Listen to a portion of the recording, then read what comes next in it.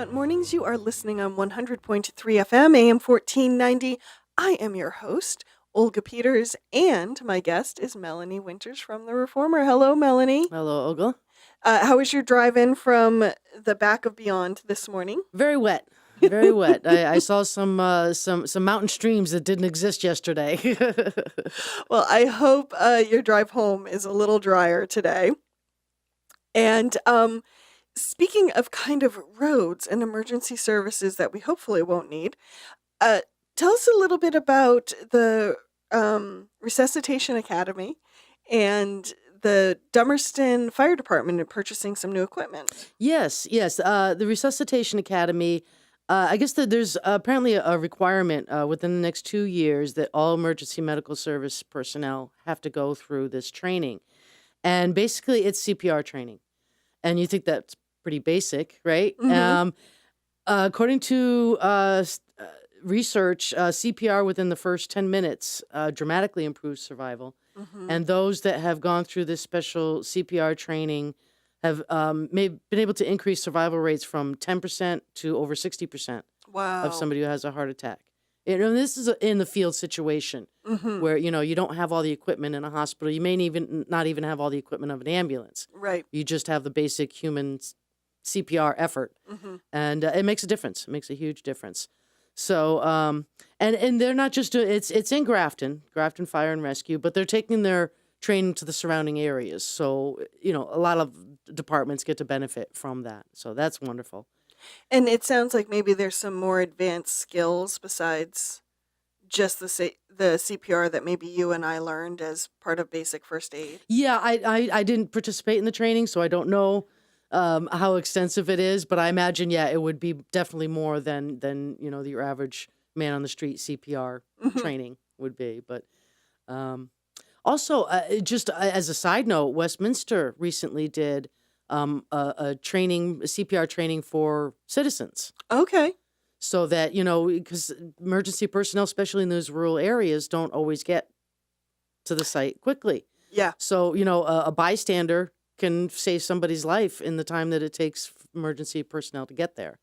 So it's great to see this renewed emphasis on CPR. I remember we had to learn it in high school, like in health class or whatever. I don't know if they're still teaching that. That's a still good a question. requirement. I don't know. But it's certainly a good skill to have. Yeah. And then, of course, there's Dummerston. These guys, apparently, I should say these people, are apparently very good at getting grants. Okay. They got a FEMA grant for, so was it $67,000 to buy hoses and nozzles. I guess the ones they have are like 20 to 50 years old and way beyond their useful life. Mm-hmm. So, that's the kind of equipment that's pretty essential for firefighting. So they definitely need to have new ones there. They were able to get this grant from FEMA. All they had to do was a 5% local match, was like $3,300.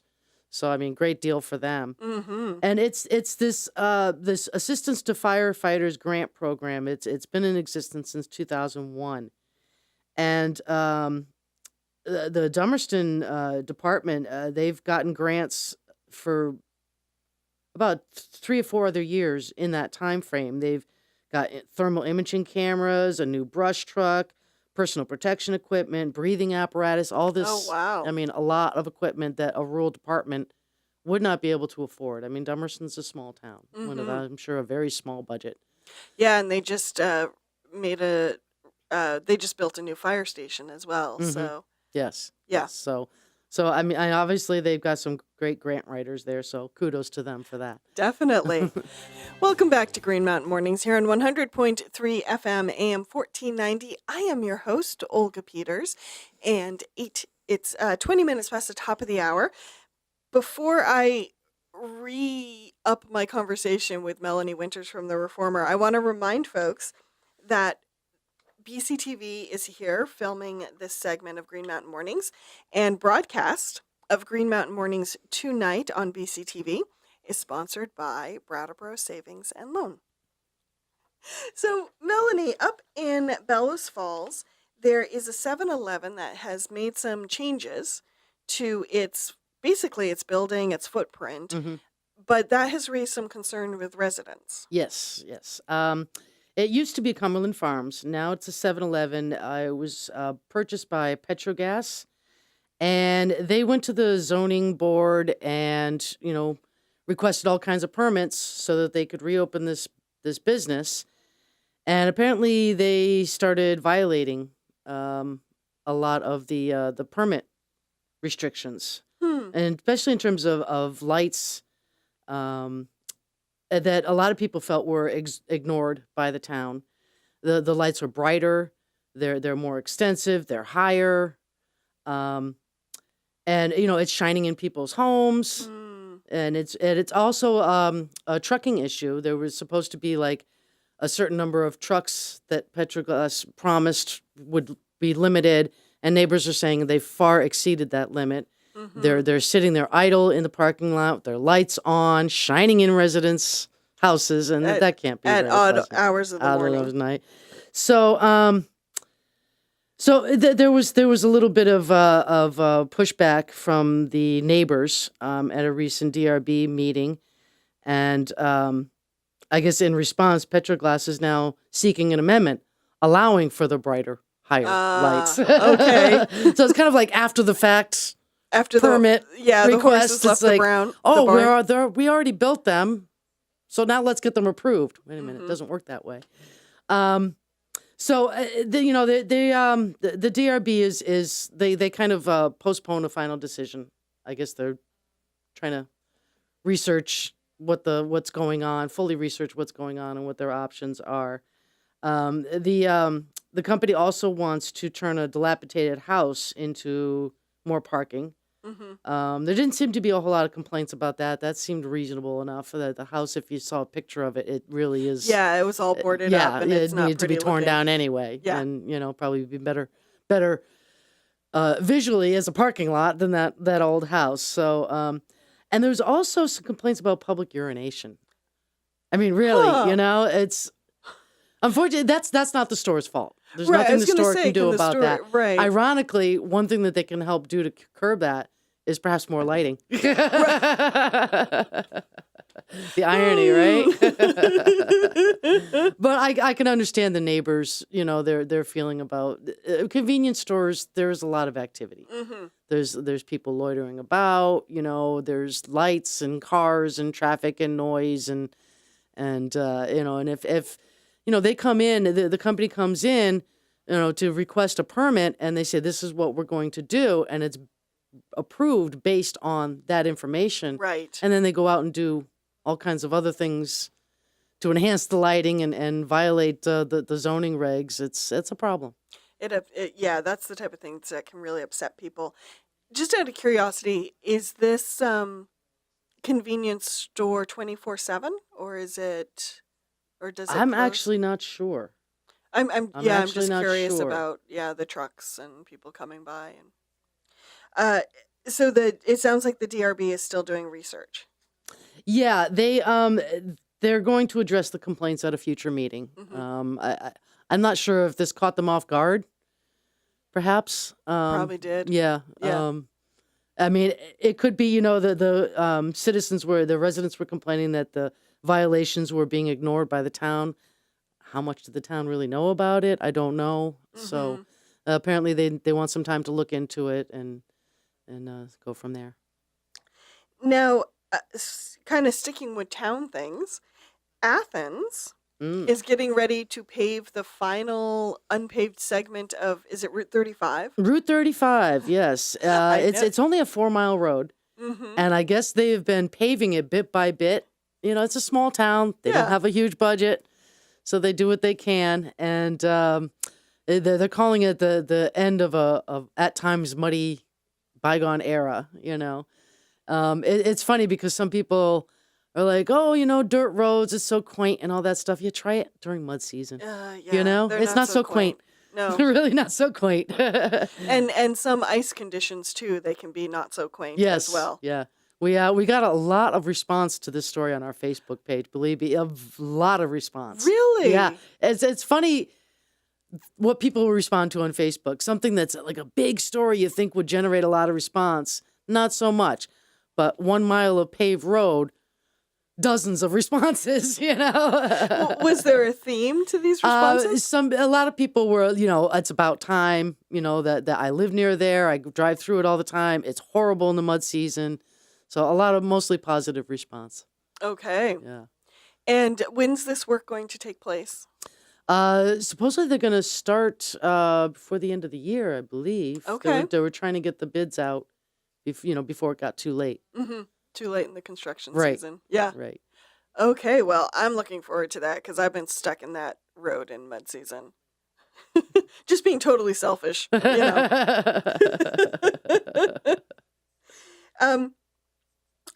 can you tell me about Oak Hill Trails?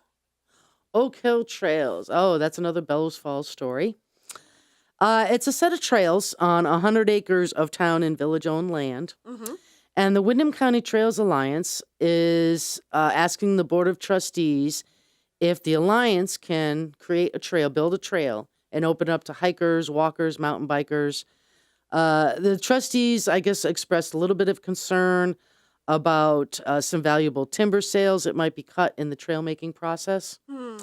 So what they've done is they've asked the Alliance to go back and kind of map out the area and come back with more specifics in their plan, more details in their plan, so that the Board of Trustees can figure out, what exactly is going to be cut, what exactly is going to be involved in making these trails. Otherwise, they seem on board with it. They know that, hiking trails, especially here in Vermont, it's a tourist thing. Mm-hmm. People always thinking of Vermont as nature and outdoorsy, and they want, hiking trails so they can enjoy the views and all that. So sometimes I think those of us who live here, kind of take the views for granted and the nature for granted and all that stuff. Yeah. I mean, I walk outside my door and, we can see all kinds of wildlife and, and we just, oh yeah, there's a deer. Oh yeah, there's some turkey. Just another day.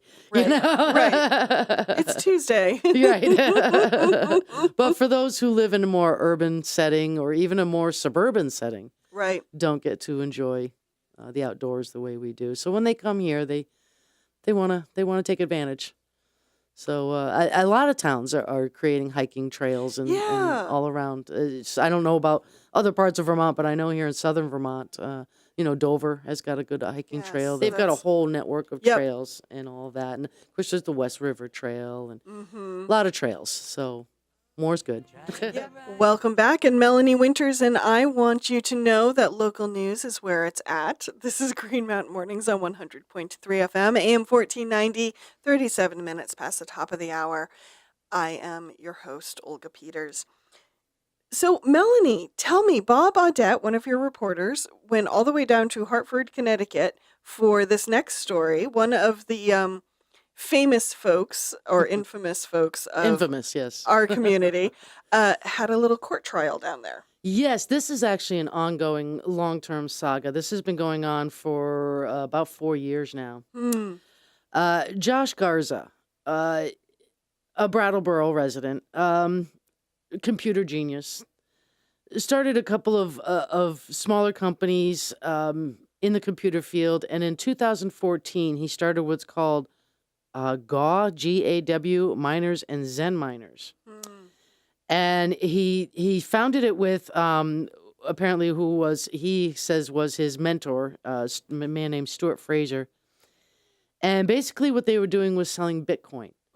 And basically it's like electronic currency. Right. That you spend over the internet and so forth. And what it amounted to basically was a Ponzi scheme. He would offer all kinds of promises. I believe that he was selling shares for like $11, and he was promising that it would never go below $20.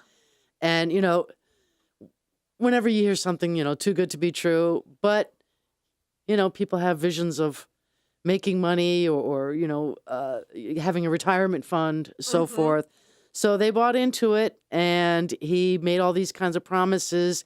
And just like the definition of a Ponzi scheme, he would get new investors to pay off the earlier investors. And it would, but eventually it catches up with you. Yes. Because there was no $20 guaranteed earnings. The stock tanked.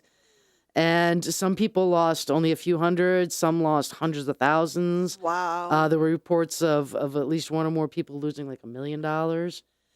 And I mean, these are people's retirement savings, stuff that they plan on living on so that they can retire at a reasonable age and not work into their 80s. Mm-hmm. And I guess Josh Garza was able to get out of a civil suit by claiming that he was influenced by his mentor. Okay. That's a whole nother issue right there. Interesting. Yeah. But for the criminal complaint, made false promises of earnings, he received a 21-month sentence. Okay. And I guess one of the people at the sentencing hearing was representing the victims. His name was Alan Shiners. And he was disappointed. He says it was a light sentence, isn't meaningful justice. And I see on Facebook all the time when we post crime news, burglaries, stuff like that. People are all up in arms because, light sentencing or not enough jail time. And these are people that usually because of addiction are stealing. It's an invasion of somebody's home, obviously. So that's upsetting. But what they're stealing, amounts to a few $100s. I mean, the white collar crime that we're talking about here, it's hundreds of thousands, millions of dollars, people's life savings. Yeah.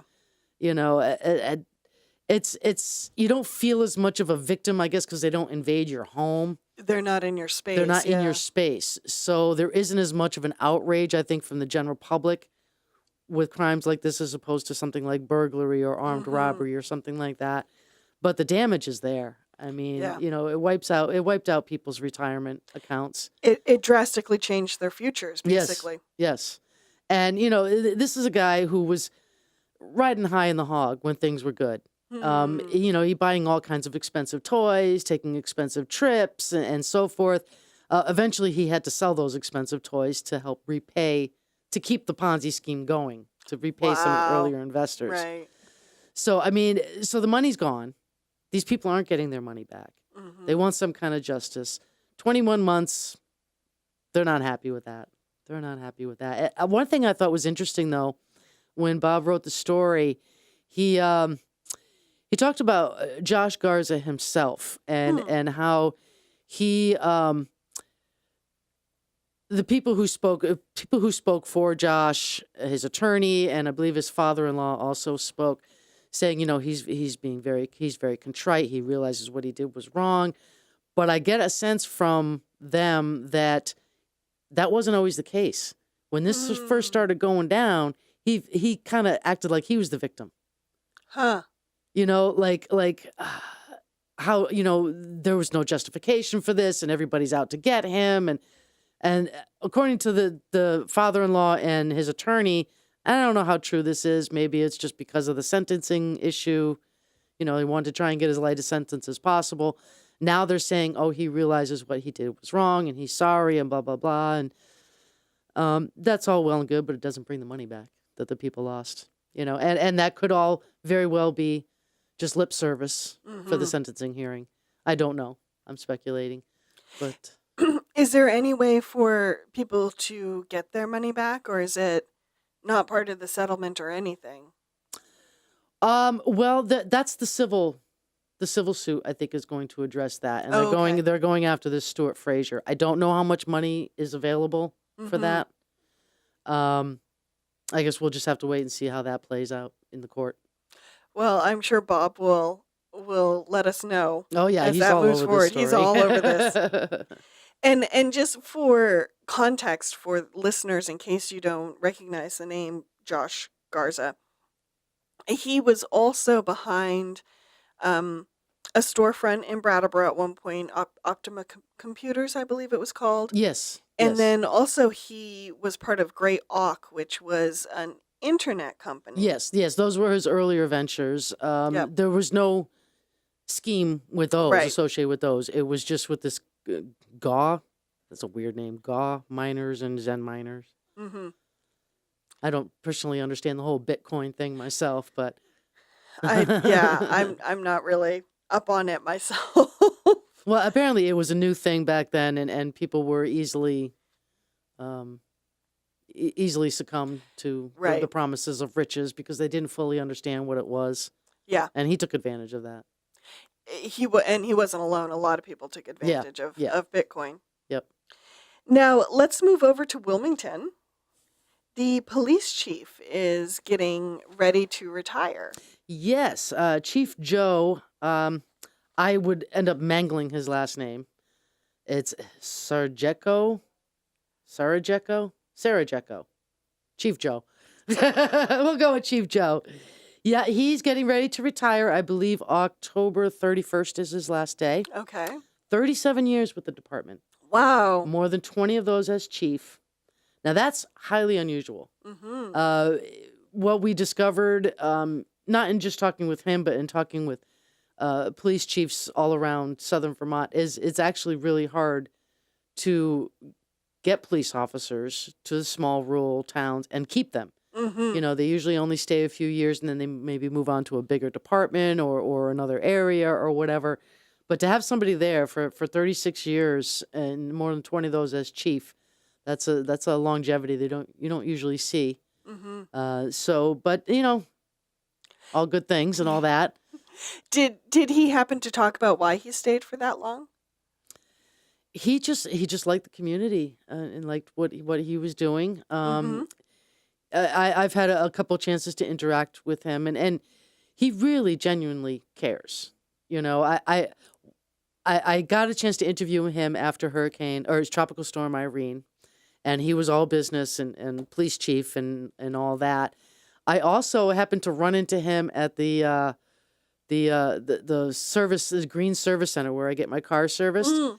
My inspection sticker was expired. And it was like a month or two overdue. Oops. And I was at Greens because I had a couple things that needed doing. And I was at Greens trying to get that straightened out. And you know, he just comes in, walking in, just a regular old Joe, pardon the pun, Mm-hmm. Chief Joe. And it just happened to glance at my car windshield on the way in. Oh, you know, your inspection stickers. You're like, always the chief. Yeah. So Mhm. I'm like, yep, that's why I'm here. But he was a sweetheart about it, you know, but he genuinely cares about the community and what he does. So And has Wilmington announced who will be taking his place? no, they're going to do a search. They may promote from within or they may look elsewhere. Mm-hmm. The problem is they're already understaffed as it is. Right. Because of that problem of trying to recruit police officers. You know, it's a small town. Probably don't get as much salary as you would with a bigger town or a city. So Mhm. that's a contributing factor, big contributing factor right there. But we'll just have to. Yeah, he says his biggest challenge has been filling shift. He said people tend to move around when the opportunity presents itself. His biggest concern has always been safety, of course. But he said he's reported that there has been a decrease in burglaries, fatal car crashes, and impaired driving over the years. So that's something to a good accomplishment as Yeah. he closes out his career. Definitely. Definitely. Moving over to Dover. Yes, we wish Chief Joe all the best. And more than 30 years. 36 years. Wow. In the department. Yeah. Moving over to Dover. Dover's moving forward with its economic development plans. That it's kind of Yes. looking at a broader, deeper economic development plan than just like one project at a time. Right. They want to create a comprehensive master plan where they have things mapped out exactly where the priorities are year by year. And so what they're doing is they're looking for volunteers to join working groups. And I know people are like, oh, more studies, more, you know, and I get that. I get that. It's been an ongoing thing. But I think spend a little bit more time planning it out, creating a master plan. And I think over the long run, I think the town would be better off for it. A more coordinated approach and more public input as opposed to just the select board and the economic development director making all the decisions. So, I mean, if you have more input from the public, you have more buy-in from the public. Right. You know, so that's important there. So they're looking at beautification, business and workforce development, events, housing, infrastructure, marketing, public safety, telecommunications, trails or venues. So there's a lot more involved here than just planting some flowers and painting some storefronts and, getting a few more events in town. Right. There's a real effort to create a comprehensive strategy that will carry the town forward, and I think that's great. I know people are starting to get impatient, but I think it'll be worth the effort. Well, I think part of what's driving the impatience too is that one of the things, if I understand it correctly, that will be funding this long-term plan is that 1% option tax. Yes. Which it must be hard for people to see that pot of money and not be able to get their hands on it. Yeah, they have amassed like almost $2 million. Yeah. I think it's $1.7 million was the last count. And that is a lot of money. And I understand the frustration of just seeing it sit there not being put to use. But throwing money out there just for the sake of spending it is not putting it to good use. I think you would be better off creating a plan and a strategy and going from there. Dover and Wilmington are two towns. I find their economies really interesting because they have really developed around the ski industry, Yes. which when it's doing well can be quite the boom. But I don't know if this has always been the case or if it happened over time, but I think their economies have become mono economies. Yes. And so the diversity you need to balance out hard times and good times and those type of things isn't as strong as it could be. Yes. Yeah. And I was happy to see one of the things on here was business and workforce development. Yeah. And I hope that's not just for the ski industry. I hope so too. You know. I hope so too. Yeah, because the ski industry is great, but it's still a service industry Right. with its highs and its lows, Right. and not always the best paying jobs. Yes. Yes. Or the most reliable. We need good middle class wages and jobs and skilled jobs and skilled employees too. I think one of the issues with Vermont that I have read is we've got a very good education system. We don't have enough people going on to continue their education. It's not that they're not smart enough. It could be that they don't have the money or the resources, or maybe Right. they don't feel like they can get a job in this area, so it wouldn't be worth the investment. I'm not sure exactly where that's coming from, but we need a higher skilled workforce because there are jobs available. And the biggest complaint that I hear from businesses is they can't find the skilled labor. Right. It's kind of a damned if you do, damned if you don't kind of thing. Yeah, there's some disconnect happening there. Yeah. Well, Melanie, thank you so much for all this wonderful update. Is there anything kind of on your radar that you'll be keeping an eye on? Well, of course, we've got the elections coming up. Mhm. That's about another month and a half. I think, yeah. Yeah, Yep. yeah. So we're going to be gearing up for that, of course. Mm-hmm. We're going to have some interesting races on the state level. Yeah.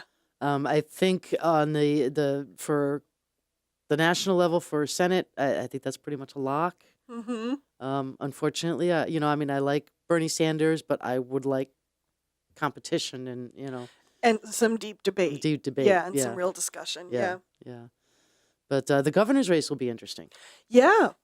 So Yep. keep an eye on that. Yeah, I haven't had a chance to listen to the entire podcast of their debate in Tunbridge, but I'm looking forward to finishing that. Yep. Well, thank you for coming in. Thank you for and having me. I look forward to talking to you in 2 weeks. Okay, thank you.